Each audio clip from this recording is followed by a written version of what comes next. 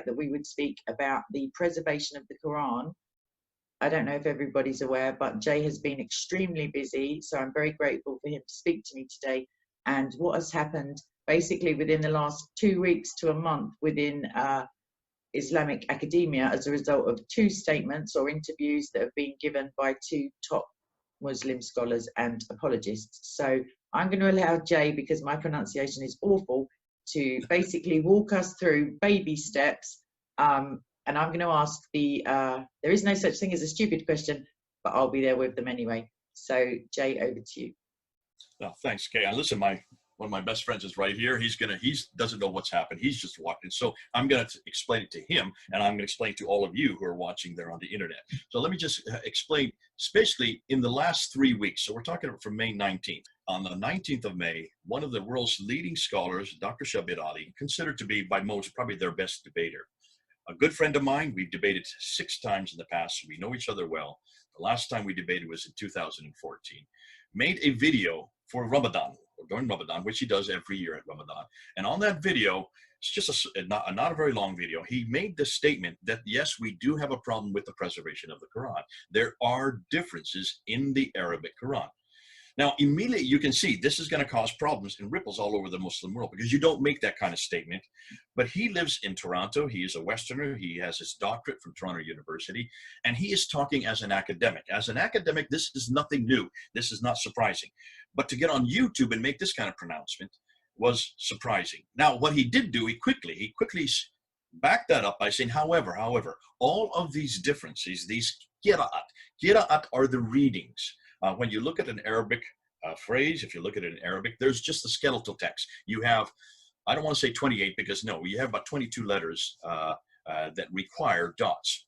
And every one of those dots above and below the line, there are 3 dots above, 2 dots below.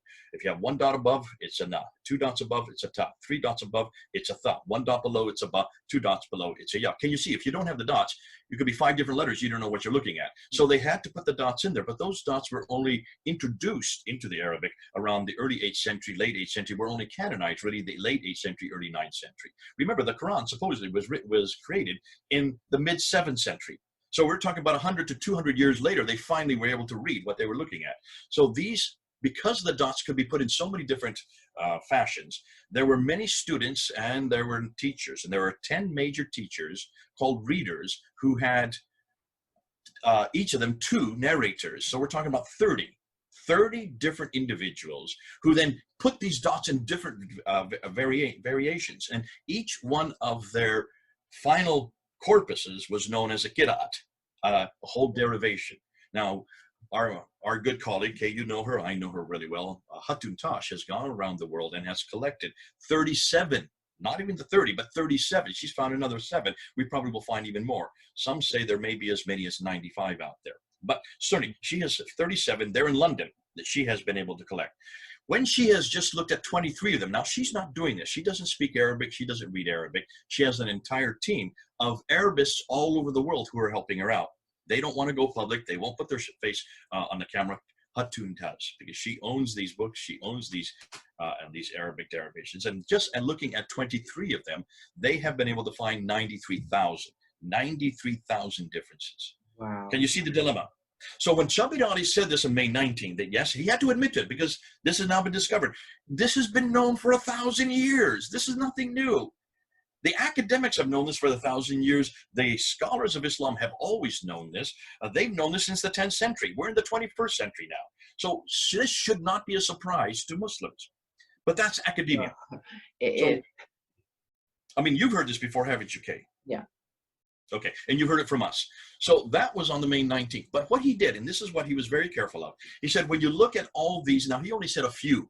There are only a few of them, is what he kept on saying. Well, there's not just a few. 93,000 is not a few. Mm-hmm. But what he did say is that none of these changes, these dots above and below the line, or the vowels, the dhamma, the kasra, the dhamma is the u sound, the kasra is the e sound, the fatha is the a sound. There's only 3 vowels. E. Any of those vowel sounds change the word as well.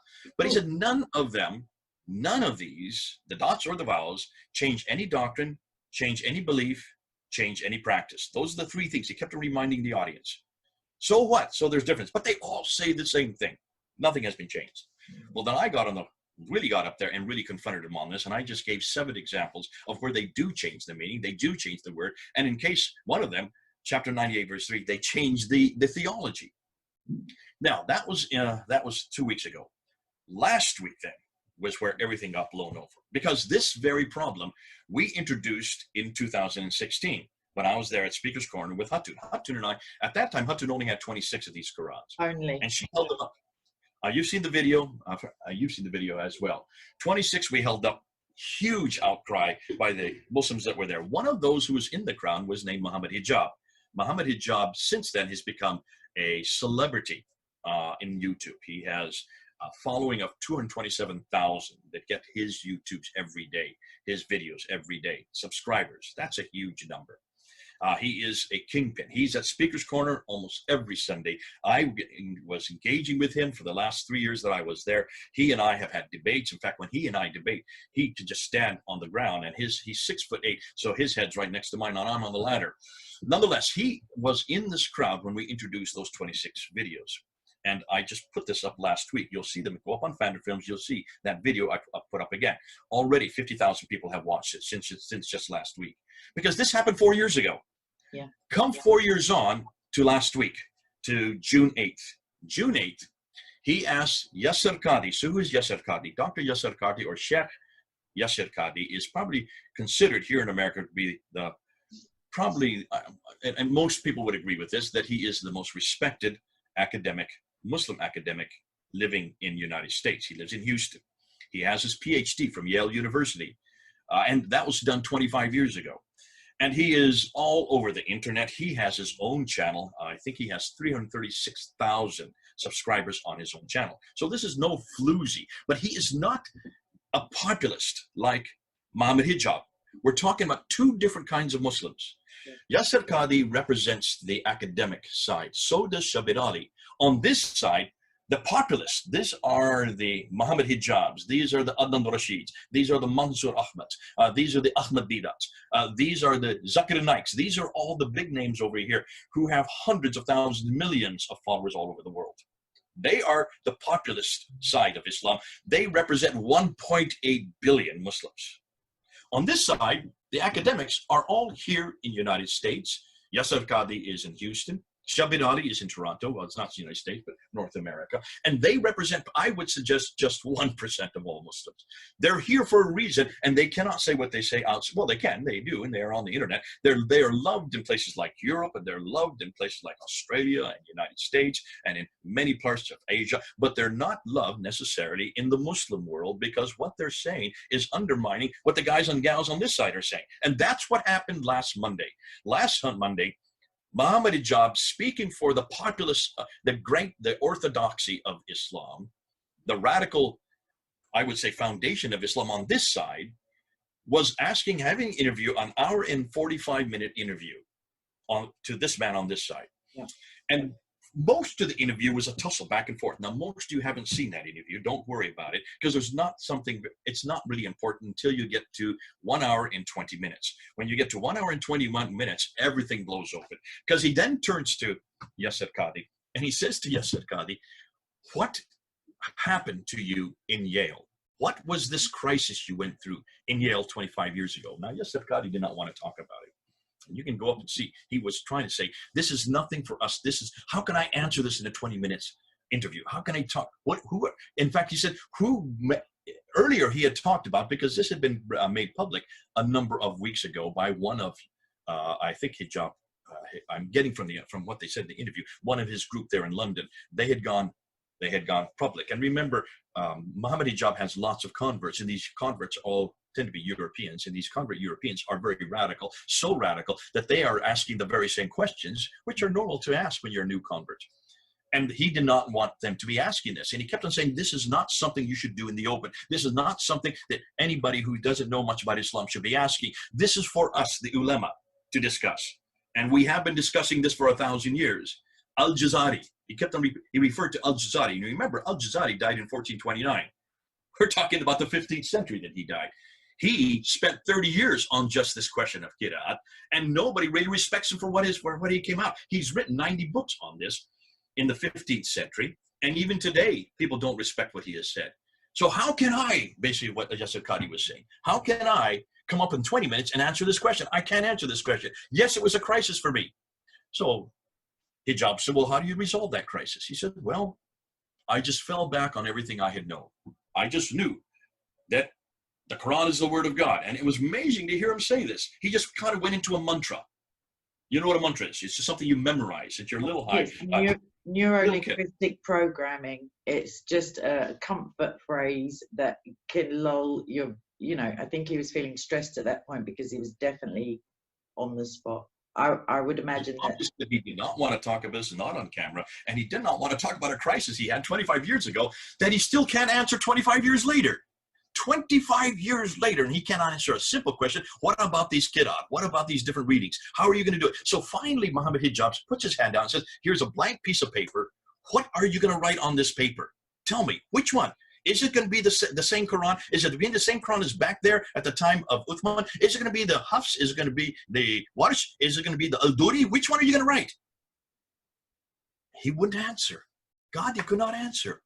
And I'm sitting there saying, I can't believe what I'm watching. It's right there. Everybody's seeing this.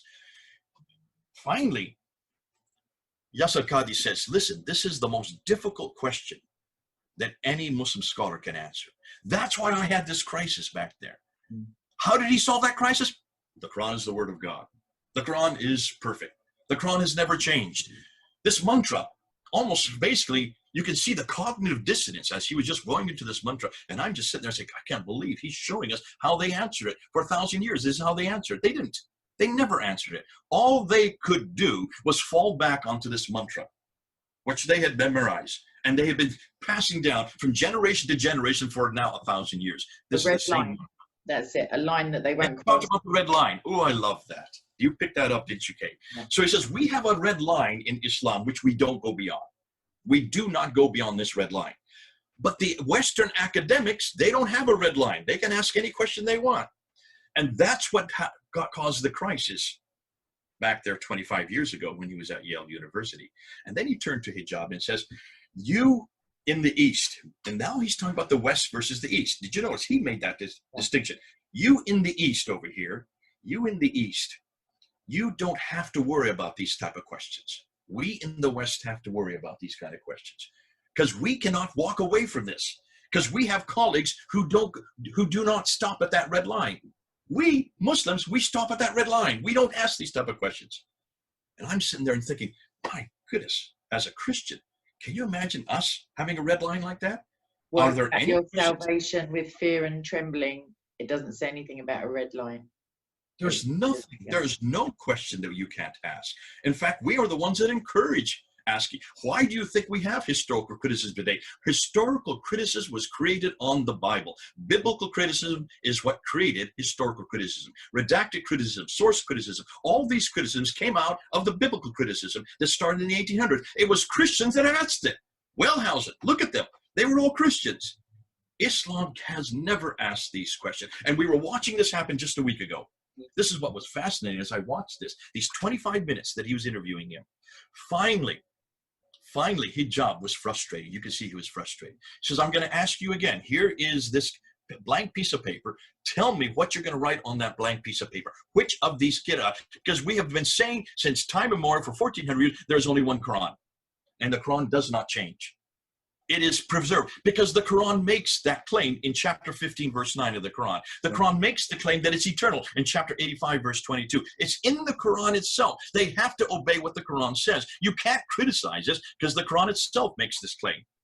So I'm giving the piece of paper to you again. What are you going to write on that piece of paper? Yasir Qadhi finally admitted after 25 minutes, every one of them is correct. All 37 of them are correct. But not unique. So and you can almost see the air just fall away from his shoulders. Finally, he had been forced to say what he did not want to say, which means there is no one Quran. Exactly. There is no unique Quran. What an admission 1 week ago. Now, because of this, this is what was lovely. This went immediately up onto Al-Qadhi's site. It went immediately up onto Hijab. Muhammad Hijab's site. So both Qadhi and after Hijab. After editing, I would say. actually. They went up and they put the whole 1 hour and 45 minutes up onto both their sites. They stayed up there. We were notified about this. I was found out about it on Tuesday. By that time, Islam Critique already have 3 minutes of it. Just he only put up 3 minutes of it. He was the first to put his up. David Wood quickly had an interview with Tony Costa on it for 2 hours. I was asked quickly, Jake, you need to be the response. So what I did is I took that 25 minutes where all the damage was done, and I did one snippet after another. I said, here's his claim, and then I unpacked it. Here's his claim, and then I unpacked it. Here's his claim, that I went and unpacked it. And I put that up there on Tuesday morning, or I think Tuesday morning or maybe Wednesday morning. So it's only been up there 4 days. Already, I just want to see, let's just go look and see how many people have watched it just in 4 days. I'm just going to look up over here. Already, 16,000 people have watched that. Wow. Just in 4 days. That's a new record for me.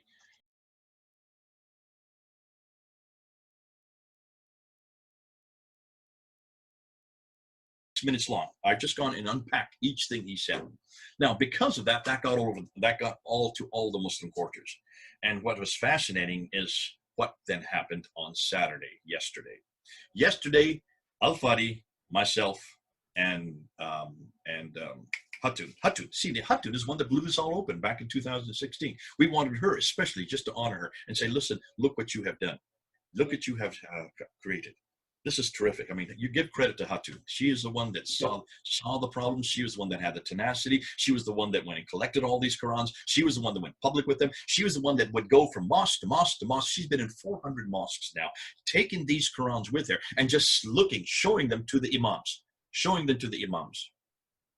Some of whom have now left Islam and come to Christ because of this material. Oh, this is called polemics. I can't say any more than that. I'm not permitted to say any more than that because I can't tell you who they are, because they will be harassed and killed by Muslims if they find out.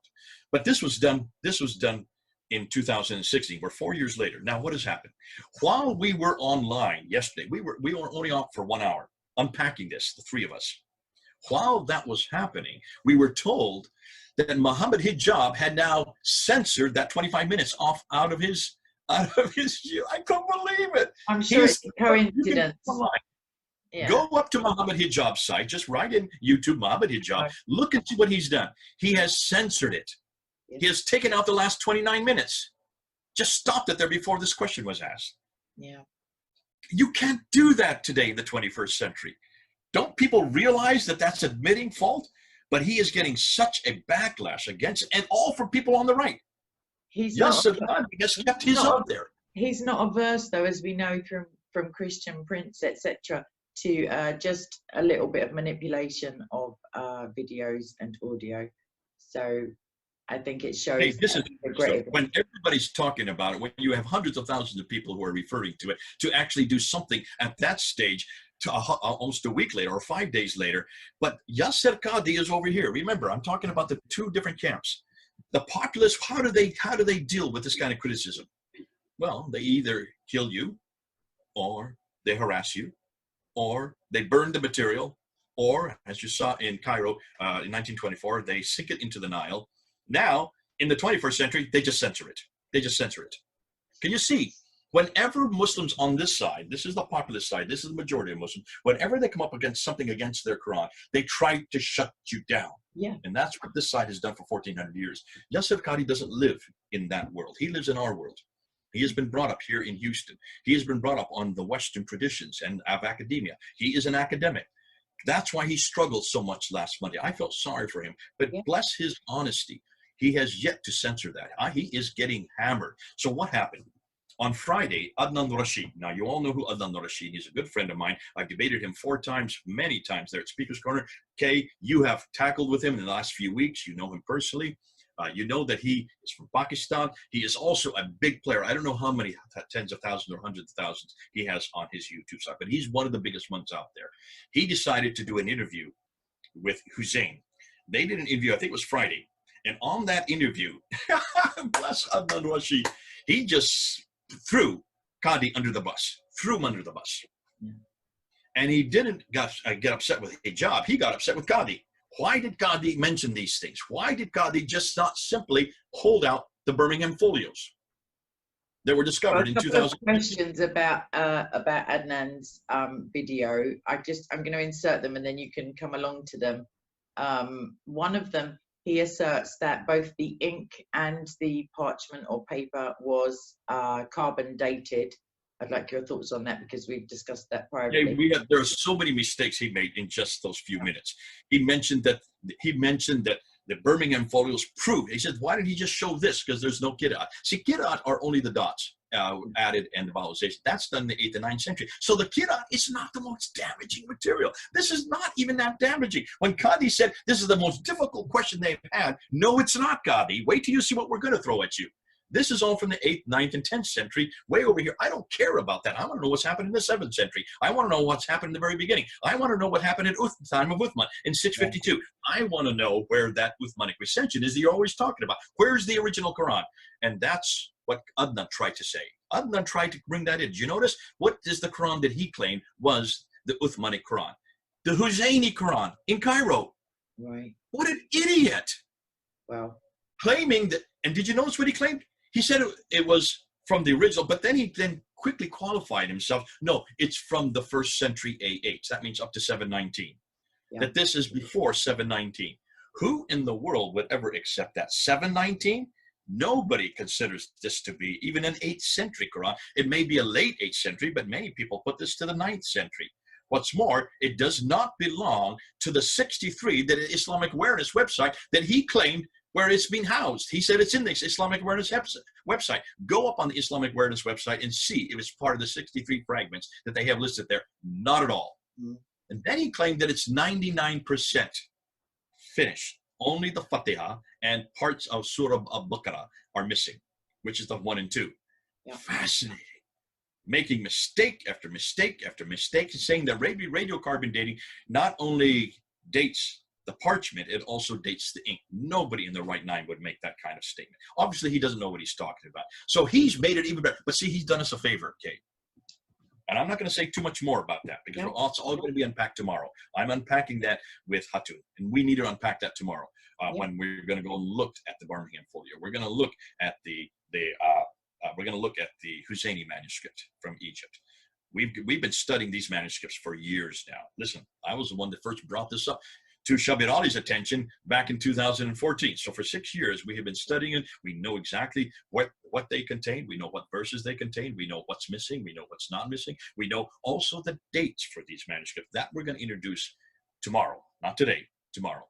Yeah. I know you want me to say something about it, but I have to be careful no, it's nothing technical. It's you mentioned to me before that he's misdescribing it as something like the language he uses about the Birmingham stuff, as it were, is it makes it sound a lot more than it is, when in actual fact it's not very much, and it's far less than the biblical manuscripts that we were able to access without Uthman's intervention or any like accidental fire. I'll just say this much, okay, right now. The Birmingham Folios is just 2 pages front and back. It's parts of 6 in 020. That's it. Yeah. It's not a whole manuscript. It's just a few. What's more, nothing on it is about Islam. All of it is about Moses. It's about the 7 sleepers of Ephesus. And if you look at these stories have nothing to do with Islam. These are pre-Islamic stories. Right. What's more, the dates are 568 to 645. When was the Quran finally canonized under Uthman? In 652. So even if you go with the latest date, the last date, it's 7 years before the Quran was even finally canonized, finally written down. Yeah. So how could it be the original Quran? Secondly, on top of that, carbon dating is so inexact. The fact that they have to put from 568 to 645, that's almost 100 years wingspan, proves that this is a very inexact science. Thirdly, what you notice, and this is what you brought up, when you talk about radiocarbon dating, you can only look at when the animal died. So the parchment may have been created at that time. Let's say 645. They're going to go with the latest date, obviously. Let's just say it was created 645. When was it written on? That could be decades later. That could be many years later. What's interesting is you cannot date the ink because the ink is amalgamation of many different pigments that come from many parts of the world, that come from many ages. Only date one. Nobody ever dates the ink. You can only date the parchment. Now, so Adnan made enormous mistakes, but it's what he has done us a favor, and this is what I want to talk about. in this whole thing, everything has been Qur'at, which is way back in the 8th and 9th century. I don't want to talk about the Qur'at. I would rather they talk about the manuscripts. So who has done us a favor by now pushing us into the manuscripts but Adnan Rashid? Which means now, this week, we're going on the offensive. Remember, Kay, I said always, always, always, the best defense is a good offense. Always put them on the defense. Notice nobody's talking about Bible manuscripts. Nobody's talking about the historicity of Jesus. None of this. It's all against Islam, and it's all against the Quran. The one thing the Muslims don't want us to talk about is this. So let's go back to Shabbat Ali. We forgot about him, right? Yes. What happened? A week ago, he put a video up an hour and a half trying to confront me on the Qur'an. That I haven't even answered. That I'm going to be doing on Tuesday with Al-Fadi. I'm going to let Al-Fadi answer that because he is a native Arab. He is a Saudi Arabian who speaks the same dialect as Muhammad would have spoken from the Hijaz. So he, by far, is the best in the world in this, doing a doctorate. His PhD is on the Sana'a manuscript. Now, he is soon to be the world authority on this. So who better to speak than let him speak? Because who am I? I'm a white American. We're the worst of the worst. So I'm not going to open my mouth on this. I'm going to let Al-Fadi talk about this on Tuesday. But we're going to go beyond that because now, today, as we speak, in fact, just about 2.5 hours ago, Shabbat Ali has now put out another video against me. Both these videos are against me. Why is he so interested in attacking me? Take a look at what he's saying today. I have not yet been given it. It's not sent to me yet. What he said yesterday, I'm going to put out a video to confront Jay with the debate we had in 2014. I can't believe it. This is 6 years later. He's now putting another video today of what happened 6 years ago without even realizing we're not even using that material from 6 years ago. So that we're going to confront on Tuesday. And I'll probably do a whole nother video on Wednesday just answering that because he has no idea how much further we have got. We only thought we had 800 variants, manuscript variants in 2014. We're over 4,000 of those manuscript variants. This is the book we introduced last year. A new book is coming out just this month from Daniel Brubaker. Yes. We're going to introduce a whole new set of variants. And see what Shabbat Ali doesn't realize, he has helped us to get the discussion away from the Qur'an back to the 7th century, back now to the manuscripts, which is what we've been waiting for them to do, because that is the material Qadi has not answered. That is the material Yasser Qadi has not looked at. When he thinks that the Qur'an is the most difficult question, wait till he finds out what we're going to introduce this week. Now, that's going to be on Tuesday and Wednesday. What's happening on Friday? On Friday, then David Wood is having me on his site. We're going to go up on his channel, Act 17 Apologetics. He has I think he has 468,000 subscribers, by far the largest in the world. No one has that large a following. He is by far our biggest. No one even comes close to him. He and I are going to unpack everything that's happened in the last 2 weeks. So we're going to look at the Qur'an, we're going to look at the Ahruf, we're going to be looking at the Razm. The Razm is the one I want to get to. The Razm is what Dan Brubaker's. This is the mother lode. This is where the rubber hits the road. This is what's going to destroy the Quran. Because these are the earliest manuscripts. This has nothing to do with dots. This has nothing to do with vowels. This has to do with the skeletal text. And the skeletal text does not at all jive with the Quran. And that's why we need to thank God for Adnan Rashid, thank God for Yasser Qadi, thank God for Muhammad Hijab, thank God for Shabbat Ali. All these guys have done us a favor. They have basically opened up a huge crack in Islam. And that's why I've never seen numbers like this on my internet. I've never seen numbers on Fandor Films that I'm getting today. I'm just breaking records, right, left, and center, because everybody wants to hear this. Yes. Listen, we didn't even open this up. We didn't even introduce this. This was all introduced by Shabbat Ali and Muhammad Hijab. Two different men from two different corridors. Over on this side, Muhammad Hijab, Adnan Rashid, Mansour Ahmed, all of them on this side. On this side, you have two scholars who are fighting for their lives, not their physical lives. I'm talking about for their careers. Please, God, it doesn't come to that. Yeah. No, I think they're fighting for their career because this is going to be horrendous for Yasser Qadi from here on out. How many mosques is he going to be invited to? I don't know. I can't say. How many mosques is Shabbat Ali going to be invited to? I don't know. I can't say. I feel sorry for these two men because the red line has now been breached. That red line that Yasser Qadi says we cannot go beyond, we have gone beyond. And we have done it in a big way since June 8th. Now we're in June 14th. We're going to see what happens. Pray for us. This is going to be an amazing week. We're going to be taking every one of these claims, and we're going to keep our eye to the grindstone because there are going to be many more videos put up there. attacking us, confronting us, trying to, because we've got now, I think we really do have Islam in a corner. I've never seen it this easy for me. I've never seen it this exciting. I've never seen this many admissions, and I've never seen Muslims starting to censor themselves. Since when do you censor in an interview of 25 minutes midway through the week?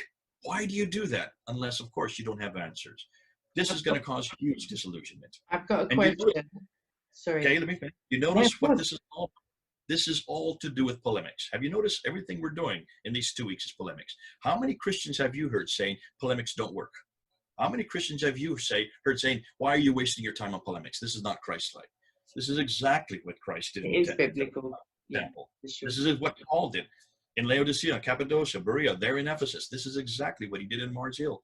This is exactly what he did in the lecture hall of Tyrannus for 2 years in Acts 19. We're doing the same thing Paul did. We're doing the same thing Jesus Christ did. And now what they did in the first century, we're doing in the 21st century. That's why we're just following in the steps. And the people that are really taking this to the Muslims are David Wood, Sam Shamoon, myself, Islam Critiqued. I can't give you his name. Mel from Sneakers Corner, Hatun Tosh from DCCI, Al Fadi from Sira International. We are the ones that are really taking and confronting Islam head on. And everything we're doing is going back to the very beginning. We're going back to the 7th century. We're not wasting our time in the 8th and 9th century anymore. We're going back to the 7th century, the very beginning. And we're asking the questions that these Muslims should have been asking for 1,400 years and refuse to do so. Then this is going to be exciting. Stay with us. We'll see what happens in the next week. Excellent. My last, I guess it's just a point actually, Ron. So I picked up a lot that Qadi kept repeating that the regular Muslim just needs to know this, which in and of itself is an admission that there are withheld pieces of information. The other thing I want to said 2 or 3 times, this is not for the regular Muslim. They do not need to know this. This is for the scholars only. And if you want to understand it, don't ask me here. I can't answer in 20 minutes. Take my class. Take my class. How many times do you say take my class? In other words, you're going to have to come to my quarters in behind closed doors where no one else is listening. And I'm going to teach you what that red line is and you're not to go beyond. Because if he can't even answer that in a 25-minute 25 years as well. It's not like he's an unintelligent man. My other reflection. Why would you want to take his class if he can't even answer in front of the camera? So what's the purpose of taking his class? Yeah. To me, that is a poor type of advertisement. In fact, that's a known goal. He's just basically shut himself. If you want people to take your class, answer the question so they know that you do have an answer for it. I don't want to take his class if he has no answer for it. The last thing, I guess, my reflection is that I think potentially this, the fact that prior to 2016, I genuinely believed that the regular Muslim who Qadi was speaking of really genuinely believed there was only one Quran. It was an exact replica everywhere. I guess I would say this is potentially one of the biggest hoaxes of all time. Like, I don't know of another centuries old basically lie or inadmission or a withholding of the truth that has been so readily believed. And whilst it appears to have been scrutinized, in fact, the Islamic scholarship and academia have actually just been coming up to a point and saying no further. Like, whereas we know that I don't think 2016 had much to do with it. I think everything has blown open in the last week. 2016, if you go up on my Founder Films, look and see how many people watched that video that we put up in 2016. 5,000, 6,000 at the most. Yeah. How many people have watched when I redid it? I put the video right up again last week. Let's see how many have watched it. Because 47,000. Because now there's an admission. In the last 2 weeks. In the last 2 weeks, 47,000 people have watched the video that hardly anybody watched from 2016 for 4 years. In 4 years, only 6,000 watched. In 2 weeks, 47,000. The exact same video. Yeah. Why is it suddenly interesting now, important now? It's because of what happened last week. Exactly. Because of that admission that you were, in fact, correct in the first place. So I've watched countless videos with Hatun challenging specific Muslims. Can you just read this? Can you just read this? Clearly, they're not the same. The pronunciation is different. 1,000 people, 2,000 people have watched. And their appeal to authority, that fallacy of, well, you know, this person says this, and therefore it is true, and particularly Muhammad, it just doesn't work, as you say, because Qadi is a part of normal academia, not theological academia only. So whereas in the West, obviously you're encouraged to ask questions. Even if you can't find an answer to them, you must sincerely and genuinely look at the problem that's presented, even if it's not from your fellow. Hey, welcome to Judeo-Christian and Christian world. We are the ones from the very beginning have always said, please attack our Bible, attack the Lord Jesus Christ. We have never, ever claimed that anybody will be killed or harassed. We don't censor anybody. Yeah. For 2,000 years, Jesus has been attacked, especially in the last 200 years. We do not kill people who attack Jesus. We do not put them in prison for if they attack our Bible. We encourage them to do so. And the reason why we encourage them to do so, because we do not have a red line. There's nothing in the Bible says that the Bible says that you must kill somebody for what they say. Yet all over the Muslim world, there are two laws that you must not pass. There are two things that you must not say. It is a capital offense if you confront the Quran and if you confront Muhammad. Am I correct? It's called the 295C law. Yeah. It's in every Muslim country. It has now been passed. It is being used now in Pakistan. Those are the two things you can't confront. What are the two things we're confronting right now here in the West? One book and one man, the book and the man, the book and the man. The things that I've been saying for almost 40 years. We've got to get our focus on the book and the man. Confront the book and model by the man. If you confront the Quran and you confront Muhammad, you destroyed Islam. What do you think we're now doing? And you see why this is causing such a furore in Muslim circles in just 1 week? Because there is no response when we're asking something as simple as the Qur'an. That is not the most difficult question. What we're going to induce this week is much more difficult than what they were inducing last week. So this is the beauty of Christianity. And Yasser Qadhi is living in our world. He's living in the Western world, where that is the tradition that all our universities have dealt with and have been working with. That you have to answer that question. Every religion has to go through that test. Every religious book has to go through that test. Every religious man who claims to be a historical figure has to go through the historical test. Jesus is the only one that's passed it. The Bible is the only one that's come through it. Only Jesus and the Bible have passed every test. Further, finally, we're asking that same questions of the Quran and Muhammad. And can you see how they are screaming and hollering? I would suggest that this may be the beginning of the crack of Islam starting to open. And I don't think we're just going to have a few. I think we're going to have thousands, maybe even millions who will finally live Islam over this one question. Let's see. Mark my words. June 14th, 2020. Let's see what happens even the next year. Brilliant. What I would say is the reason that we invite criticism and criticize ourselves, as in textual criticism, is because we have the truth.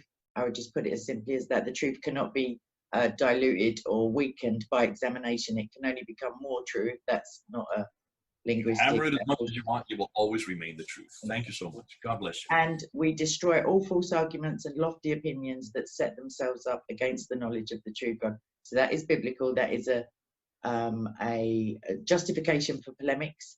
Nobody wants to, you haven't finished the verse. Continue the rest of the verse. Oh, and we take every argument and make it obedient to Jesus Christ. We've got to bring them. We've got to bring them home to Jesus. Yes.